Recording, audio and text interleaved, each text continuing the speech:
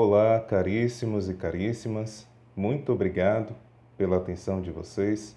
Agradeço também à equipe do Centro Espírita Irmãos de Luz, do Cabula, Salvador, por esse convite.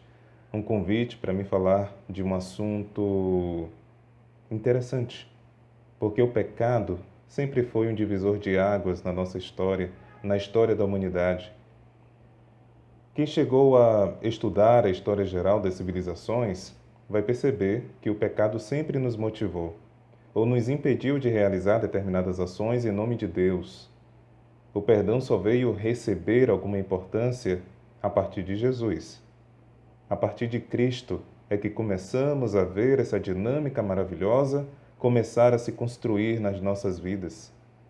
Ao longo dos séculos, a dinâmica do pecar e do perdoar, o ciclo vicioso do pecar e perdoar que deu um novo sentido para a humanidade. Antes de Cristo, conhecemos um outro tipo de dinâmica, o de pecar e condenar. Pecar e condenar. A estratégia, talvez, era dominar os instintos e a forma de agir ainda primitiva que nós, seres humanos, estávamos presos, que se justifica pela falta de bom senso e de moral. A moral era mínima, então era necessária a presença inteligente de um ser, ou de vários seres divinos, que pudessem estabelecer a ordem. E aí temos a figura de Deus, ou dos deuses, dependendo do povo primitivo ou sua cultura. Mas Deus sempre definiu a história do ser humano. Deus existe desde que o ser humano começou a se perceber como gente, ser pensante, racional. O ser humano sempre foi racional, porque ele sempre teve condições de construir a sua intelectualidade com base nas experiências vividas. A verdade, para ele, é um eterno construto, que tem base no seu desenvolvimento intelectual. Selvagem e primitivo, na era pré-histórica, se assustava facilmente com as coisas que não conseguia entender e que lhe causava medo. Viu nas cavernas um abrigo, na lança uma arma e na roda uma ferramenta inovadora. Quando conheceu a chuva, não entendia o que era aquilo que estava caindo do céu. Era o Deus chuva. Depois que seu intelecto começou a trabalhar, percebeu que era só água e que essa água tinha sua utilidade. Quando viu aquele bicho enorme chamado de mamute, pensou, ele é enorme, é perigoso, um Deus. Quando enfiou a lança nele pela primeira vez e viu que sangrava e morria como eles, percebeu que era só mais um animal, nada de extraordinário, mas também viu utilidade nele, porque desenvolveu seu intelecto e percebeu que a pele do mamute podia agasalhar 2 pessoas e uma criança, ou seja, uma família. Quando viu o fogo pela primeira vez, chamou de Deus fogo, porque era brilhante, destrutivo, perigoso, então era um Deus, só podia ser um Deus. Mas com o tempo, e talvez esse seja o elemento da natureza que mais demorou para ser conhecido, o fogo, o ser humano primitivo percebeu que podia produzir fogo. Então era só fogo. E percebeu que podia fazer muitas coisas com fogo, inclusive matar. Deus sempre foi assim, um sentimento nato, e sempre buscamos, desde a época mais remota da nossa história até os dias atuais, algo ou alguém que pudéssemos nos apoiar e nos colocar à disposição. Até porque tem coisas que ainda acontecem em nossa vida que nos levam a acreditar que Deus existe. Mas Deus começou a aparecer e se revelar por meio de suas manifestações mediúnicas ao homem primitivo. E pelo menos 1000 anos antes de Cristo, realizou grandes feitos na história, o Deus de Israel. E apesar de conhecermos histórias maravilhosas sobre outros deuses e deusas, nenhum deles, nenhum deus ou deusa impactou tanto uma sociedade do que o Deus de Israel. Toda uma cultura, foi se moldando a moral do ser humano ao longo dos séculos antes de Cristo, sempre preparando o povo para novas revelações. Abraão, Moisés, Elias e Jesus. Sem falar dos profetas e de outras personagens aí históricas importantes como Noé, Davi, Salomão, por exemplo. Eu não sei se vocês já pararam para se perguntar por que Israel? Tinha os gregos, os egípcios, povos mais avançados intelectualmente, por que os judeus?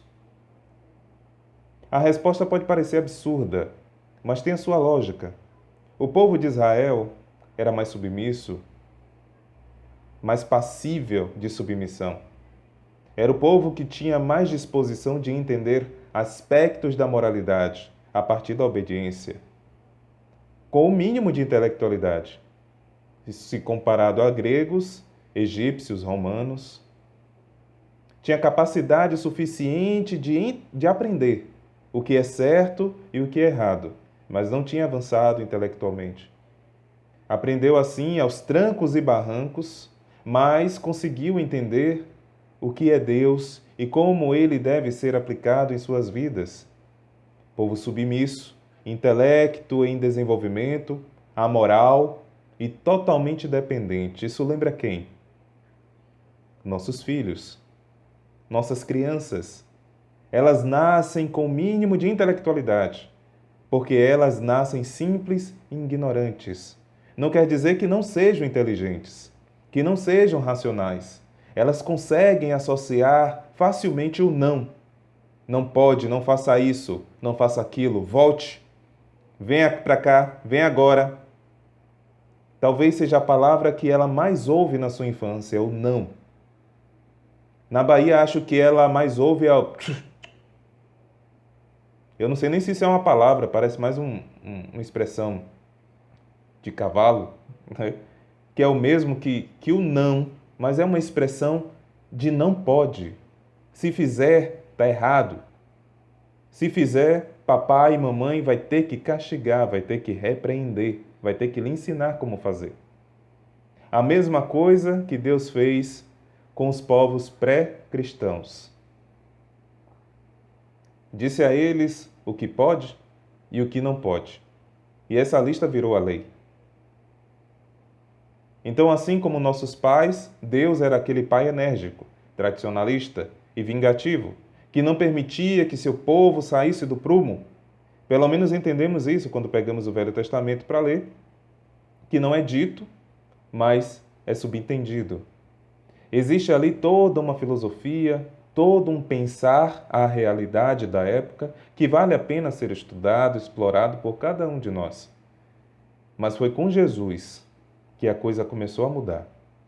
Ele que veio dizer que Deus é muito mais do que uma simples energia que educa e que castiga. É amor, é misericórdia e que existe justiça em suas ações, que existe justiça em seus propósitos, que nada era por acaso e que nós somos eternos, assim como Deus é eterno, que Deus nos deu a oportunidade de escolha do caminho, mas que estamos seguindo para o mesmo destino, a perfeição. Que nosso nascimento na Terra é apenas uma estadia, que tudo é passageiro e transitório, que buscássemos primeiro o reino de Deus e sua justiça, porque o resto era acréscimo da bondade de Deus, e a justiça cabia a nós decidir se aceitávamos, se tolerávamos ou não. Ou seja, o livre-arbítrio, a capacidade de decidir. Jesus veio nos revelar que nós temos o poder de perdoar. Eu não quero sacrifícios, eu quero misericórdia. Vão e anunciem a toda criatura que o reino dos céus está próximo. O reino dos céus está próximo. Como assim o reino dos céus está próximo? Ele está vindo? Sim, o reino dos céus não está vindo. O reino dos céus está próximo de tu, está próximo de mim, está próximo de cada um de nós, está aí dentro. Tu sois Deus. Vão e contem isso para para que todos possam aprender e possam se reformar, se transformar e evoluir.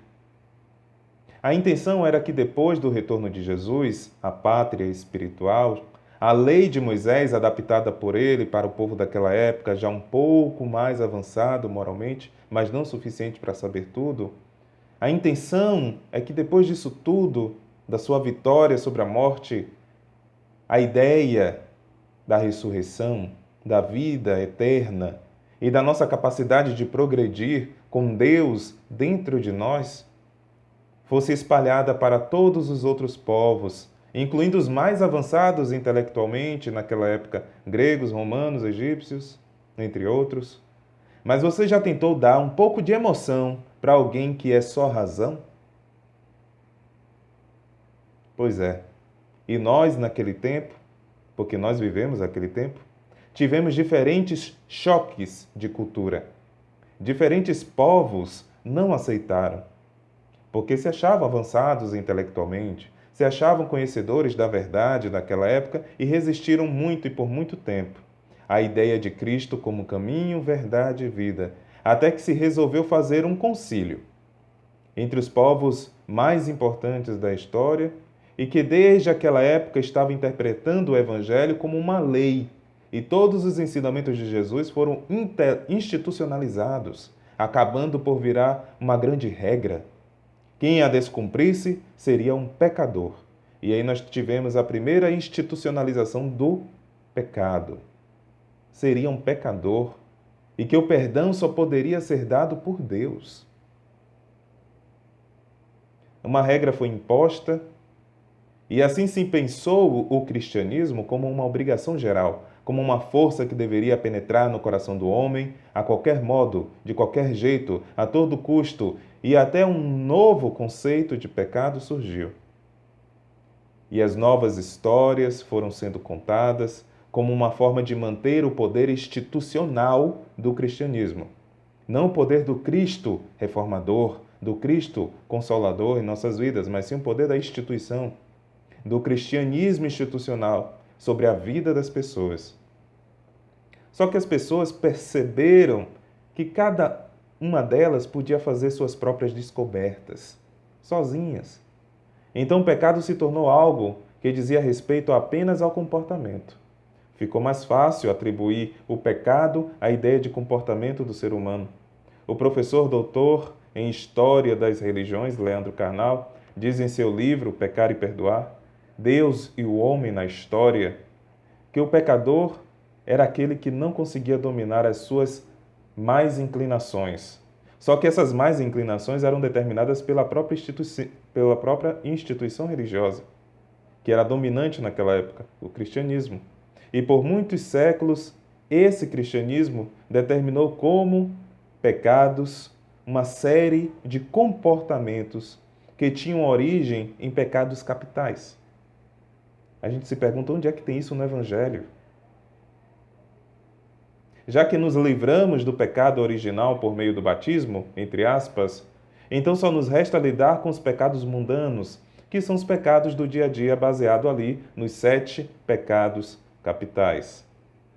Um exemplo dado pelo professor é o da avareza, por exemplo, que foi institucionalizado naquela época como um mau comportamento, justamente porque guardar dinheiro impedia que a igreja recebesse mais dinheiro. Guardar dinheiro e outros bens materiais para si é pecado. Então você precisa abrir mão deles em nome de Deus. E então? Eu vou dar para os meus irmãos menos favorecidos? Não. Eu vou dar para a igreja, para a casa de Deus. Ao longo do tempo, as pessoas começaram a perceber a malícia por trás dessas orientações religiosas. As pessoas não tinham acesso ao conhecimento cristão.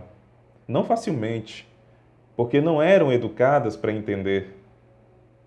Quem estudou a história da Idade Média da Europa sabe do que eu estou dizendo. Muitos não sabiam nem ler, quanto mais saber os escritos sagrados em latim. Então, o conhecimento estava na mão do clero, que interpretava e agia da melhor forma para a igreja, para o clero, para a instituição, para que a igreja continuasse soberana, suprema e infalível.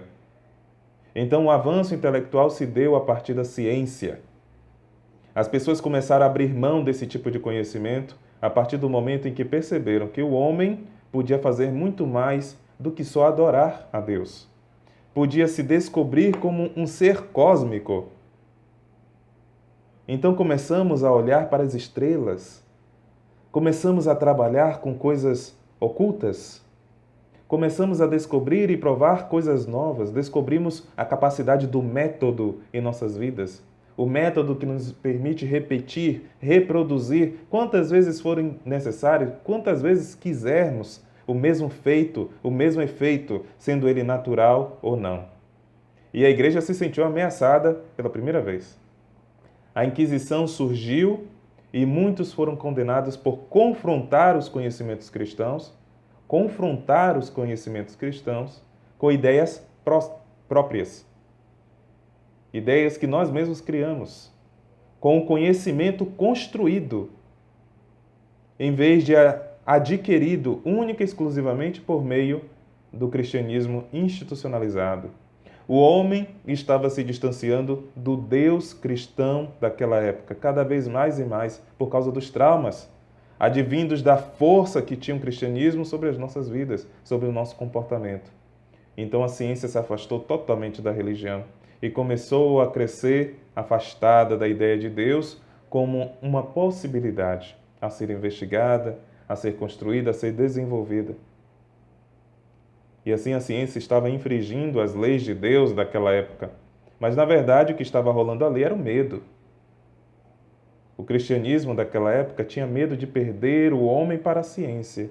Então, esse cristianismo abriu mão dos seus escritos e permitiu acesso a todos, mas também assumiu o controle da ciência e, por muitos anos, muitas descobertas foram atrasadas, se não impedidas, por ameaçar de alguma forma a supremacia daquele cristianismo. Entra clero, sai clero, entra ano, sai ano, reforma contra reforma.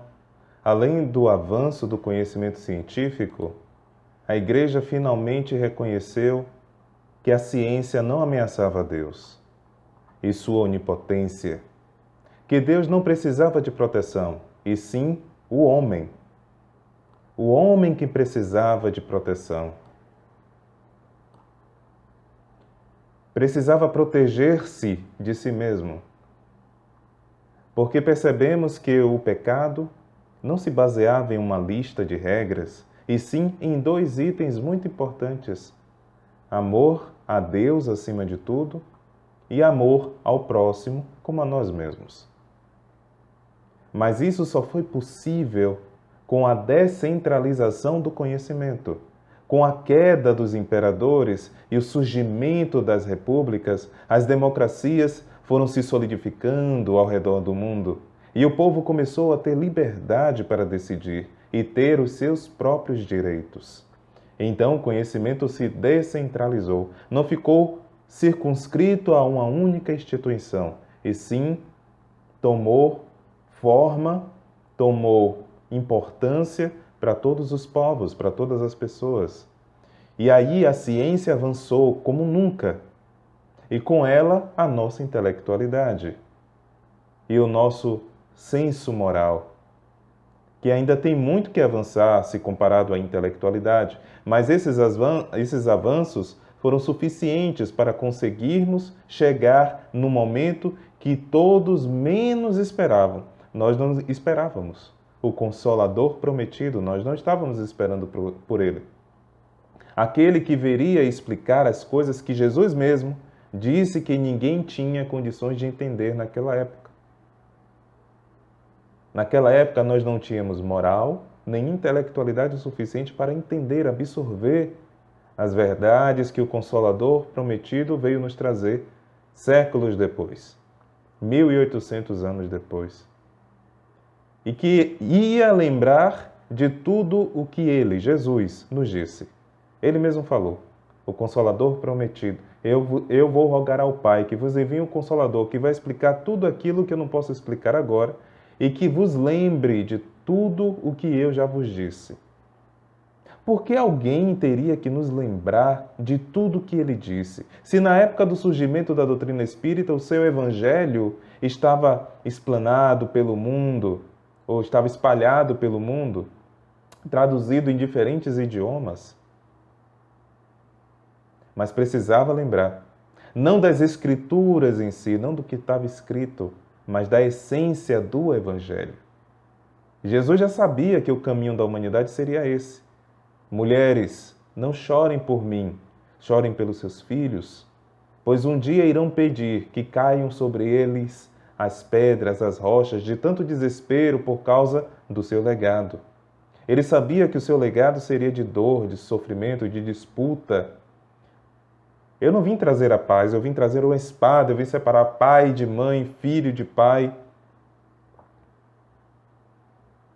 Disputa, sofrimento para todos, mas que todos conseguiriam, com o tempo, se ajustar, se adequar para avançar. Entender que a união faz a força, só viria esse conhecimento, essa noção séculos depois. Então, quando tudo parecia tranquilo, manifestações paranormais, cada vez mais inteligentes, começaram a surgir e os espíritos se revelaram e fizeram seu papel de consoladores, nos contando a verdade e ainda dizendo que tínhamos muito que aprender, mas para crescer e ser feliz neste mundo, era apenas necessário viver livre da matéria. Mas como? Eliminando o egoísmo. Questão 913. A causa de todos os vícios, de todos os males humanos, é o egoísmo. Agora tudo faz sentido. O medo de perder a supremacia na Idade Média, a fome de poder, as interpretações equivocadas que nós mesmos fazíamos naquela época sobre o pecado e o perdão. O perdão ser apenas de competência divina? Como assim? Não, os Espíritos vêm nos dizer que fora da caridade não há salvação, não há perdão. Rememorando as palavras do Mestre, o perdão só depende de nós. Deus não tem mais o que perdoar. Deus só precisa que sejamos perfeitos, como Ele é perfeito. Aliás, Deus é infinito em todas as suas qualidades. Então, Ele é a perfeição. Ele é a misericórdia. Então, Ele não tem o que perdoar, porque Ele sabe que nós somos falhos. Ele não é a inteligência suprema, a causa primária de tudo e de todas as coisas. Então, os Espíritos nos lembram das palavras de Jesus quando nos pede para olharmos para dentro de nós, para olharmos para dentro de nós mesmos e que nós ocupemos das coisas santas, ou seja, divinas, dentro de nós. Porque Deus já sabe do que nós precisamos aqui fora e Ele vai nos dar sempre que pedirmos, Ele vai dar o que a gente precisa. Agora, o perdão só depende de nós. Nos perdoar e perdoar o outro. Mas, Jardel, perdoar é tão difícil? É conversa antiga. É tão antiga que Pedro já sabia que era difícil, porque ele pergunta a Jesus, olha, tem limite para o perdão? Quantas vezes eu tenho que perdoar? Até 7 vezes? Imagino Pedro naquela situação de pessoa que tinha dívidas, precisava ser perdoada, ou também aquela pessoa que precisava perdoar, mas não sabia como.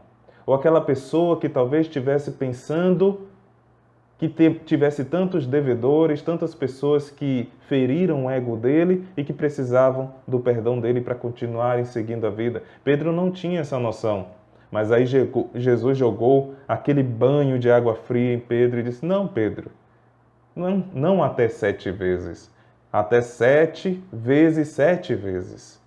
Eu fico imaginando a cara de Pedro, que era considerado o discípulo mais bruto de todos, sabendo que tem que perdoar o povo todo que devia a ele, que tinha maltratado ele, a família dele, os amigos, porque você acha que as pessoas devem ser fiéis, você acha que as pessoas devem ser fiéis a você, custe o que custar, mas você merece perdão, né? O outro pode até não merecer perdão, mas você merece.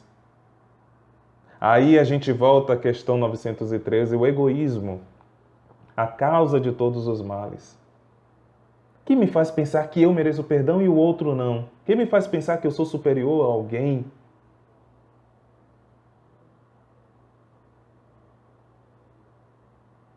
A causa de todos os males.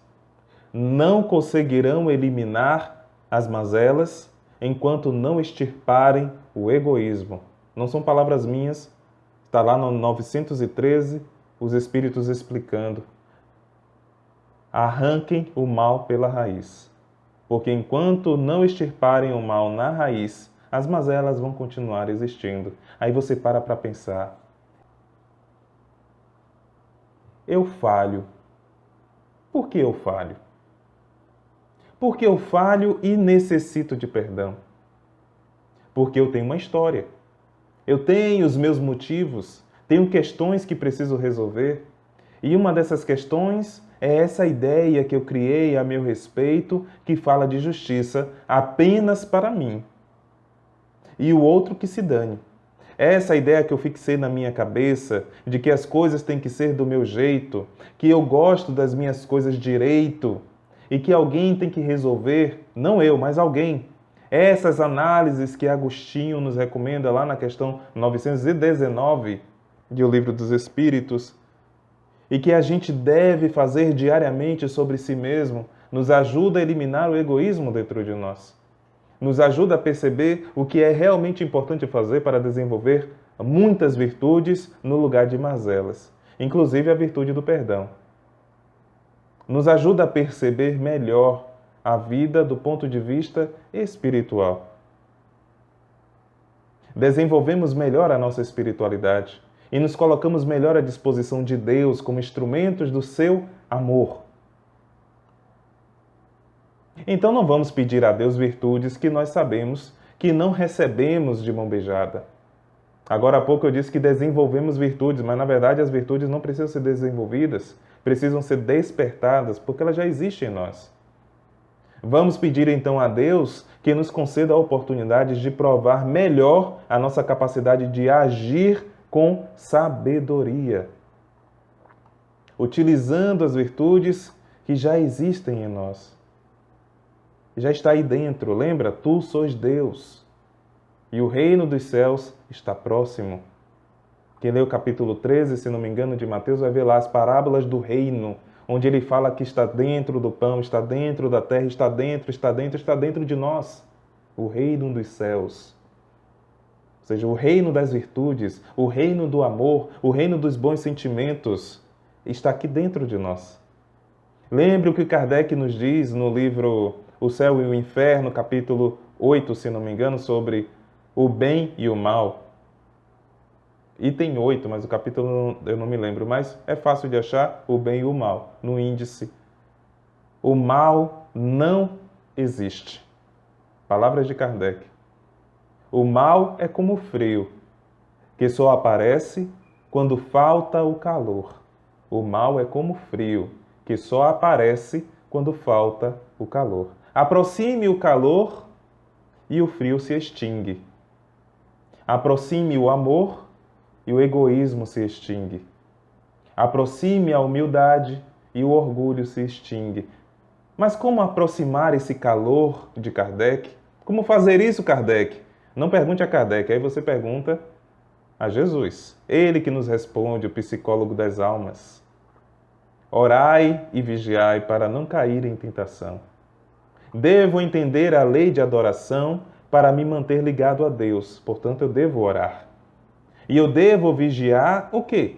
A minha consciência, fazendo o que Agostinho pede lá na pergunta 919, analisar profundamente a minha consciência, seguindo este exemplo, claro, de quando ele viveu na Terra e disse: todas as noites fazia um exame de consciência para evitar o egoísmo. A causa de todos os males. E o frio que quer tomar conta de meu íntimo. Eu impeço que ele assuma o lugar desse calor que nos salva, chamado amor. O amor que tudo pode, tudo crê, tudo perdoa. Nas palavras de Paulo, como o caminho é longo, comece agora, comece já a estudar, e a trabalhar seu íntimo para reacender a chama do amor dentro de você e eliminar o frio do egoísmo que impede que Deus se manifeste dentro de nós e de dentro para fora, por meio de nossos talentos, de nossas virtudes, que nós insistimos em cobrir, colocar a candeia debaixo do alqueire. Vamos evitar. Como? Vigiando. Ore para se manter ligado a Deus e vigie para perceber as oportunidades que Ele nos passa, que Ele nos dá a todo instante para poder provar a nossa paciência, poder provar virtudes que podem advir da raiva, pode advir da minha arrogância, do meu orgulho, da minha vaidade, do meu negacionismo, da minha inconstância. Tipo, uma hora eu digo uma coisa, outra hora eu digo outra, não tenho opinião, não tenho personalidade, consequentemente não tenho futuro porque eu não sei qual o meu caminho e acho que a culpa é sempre do outro. Quando você vai para dentro, você descobre o seu próprio caminho, você descobre as suas próprias mazelas e evita, dentre tantas outras mazelas e vícios e imperfeições, você evita a intolerância, você evita... Eu estou procurando uma palavra contrária à misericórdia. Incompaixão? Não sei. Depois eu devo lembrar, mas vocês já devem saber qual é. Quando a gente não tem a capacidade de perdoar, simples, você evita essa incapacidade de colocar a virtude do perdão em prática, ou seja, trazer ela de dentro para fora. Seus talentos, suas virtudes, tudo que Deus nos deu para investirmos e colocarmos em prática. Recomece. Errou, recomece, tente de novo, tente agora. Faça de tudo para que esse Deus dentro de você se manifeste. Se abrace, se agarre ao Evangelho, como eu sempre digo, e procure entender o que Jesus está falando para você naquele momento. Está colocando para você naquele momento. Por isso que eu digo, dados os momentos da nossa vida, Jesus tem sempre uma coisa diferente para nos dizer. Mesmo sabendo que a leitura é a mesma, os versículos são os mesmos, mas quando estou chateado, aquela passagem me passa uma ideia diferente, porque meu sentimento, meu olhar está para a chateação. Quando estou revoltado, a mesma coisa. Quando estou incompassivo, a mesma coisa. São ideias que nós devemos trabalhar no nosso dia a dia, tendo o Evangelho como ferramenta de apoio. Basta que a gente queira usar essa ferramenta para dar valor às necessidades que ela constrói para nós. A capacidade que nós temos de transformar o mundo através da nossa própria transformação. Veja o quanto nós evoluímos. Veja a história que acabei de contar para vocês da nossa humanidade, da nossa civilização. Perceba o quanto nós transformamos o mundo a partir das nossas transformações. Bem, era esse o recado que eu queria passar para vocês sobre esse tema. Espero que tenha ficado claro. Estudem mais o Evangelho do Mestre Jesus, o egoísmo, na parte 3ª lá, e a lei de adoração, no Livro dos Espíritos, o perdão das ofensas, em O Evangelho segundo o Espiritismo, textos que eu utilizei para montar esse assunto hoje. O resto foi conhecimentos gerais, coisas que a gente aprende no ensino médio, ensino fundamental, mas que pode falar muito mais aos nossos corações quando nós mesmos buscamos construir o próprio conhecimento. Conhece-te a ti mesmo. Essa é a mensagem dos Espíritos no Livro dos Espíritos para nós. Conhecendo a mim mesmo, conheço as verdades que estão escondidas, as minhas incapacidades e a minha possibilidade, os caminhos que eu devo seguir para ser melhor. Melhor hoje do que fui ontem e amanhã do que fui hoje. Então,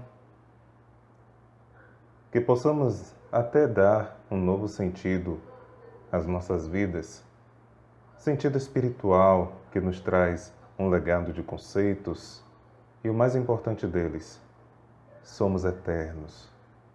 O que são 2000 anos, Senhor? Na eternidade, senão uma série de recomeços. Então possamos colocar na cabeça a ideia de recomeço, tal como Juliana Carvalho escreve em seu texto: recomece. De novo? De novo. Recomece por você. Recomece pelo amor. Por você. Recomece pela vida. Recomece pela fé. Recomece pela resiliência. Recomece da dor. Recomece do luto. Recomece do medo. Recomece pelo que ficou. Recomece de dentro para fora. Recomece do nada. Recomece depois de tudo. Recomece melhor. Recomece em um novo lugar, mesmo que não saia do lugar. Recomece em um dia de sol, recomece em um dia chuvoso, recomece na quinta. Por que esperar até segunda? Recomece hoje, recomece agora, recomece pela segunda vez, recomece pela quinta vez, recomece pela 10ª vez, recomece quantas vezes for necessário. Recomece pelo fim. Afinal, todo fim é um recomeço. Apenas recomece. Então, que Deus possa iluminar os nossos caminhos a fim de que possamos sempre estar dispostos a recomeçar. E, enfim, possamos ser instrumentos de Sua paz, para que onde haja ódio nós possamos levar o amor. Onde houver ofensa, possamos levar o perdão. Onde houver discórdia, a união, dúvida, fé. Onde houver erro, que a gente possa levar a verdade. Onde houver desespero, a esperança. Onde houver tristeza, a alegria. E onde houver trevas, que nós possamos ser a luz. Mestre, fazei com que procuremos mais consolar que ser consolados, compreender que ser compreendidos, amar que ser amados.